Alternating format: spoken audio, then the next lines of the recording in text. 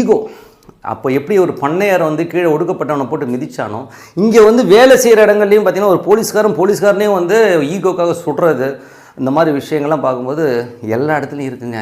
ஒரு முதலாளி கீழே ஒருத்தவன் வேலை செய்கிறான்னு வைங்களேன், அந்த முதலாளியை விட்டு கொஞ்சம் மேலே வளர்ந்துட்டான்னு வைங்களேன், அந்த முதலாளிக்கு பொறுக்கவே பிடிக்காது. அதுதான் அந்த விஷயத்த சொல்கிறதா இதுவும். ஸோ இதில் வந்து பார்த்திங்கன்னா நாம் அவமானப்பட்டதை வந்து பார்த்துட்டாங்க, நம்ம போட்டு சுட்டு தள்ளணும், போட்டு தள்ளிடணும் அப்படின்னு ஒரு போலீஸ்காரர் இன்னொரு போலீஸ்காரனே சொல்கிறதெல்லாம் வந்து ரொம்ப கொடுமையான விஷயம். அதுவும் சேத்தன் ரொம்ப நல்லா பண்ணியிருக்காரு. அவர் ஆக்டிங் வைஸ் சூப்பருங்க, அதில் எந்த வித மாட்டம் இல்லை.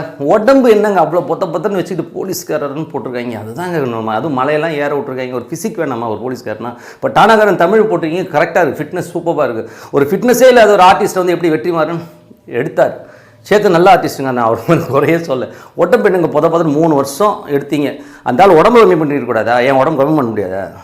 என்ன கொடுமை இது. ஸோ இது வந்து ரொம்ப பெரிய மைனஸாக வந்து தெரியுது. ஒரு உடம்பு இதெல்லாம் வந்து ரொம்ப பொதன்னு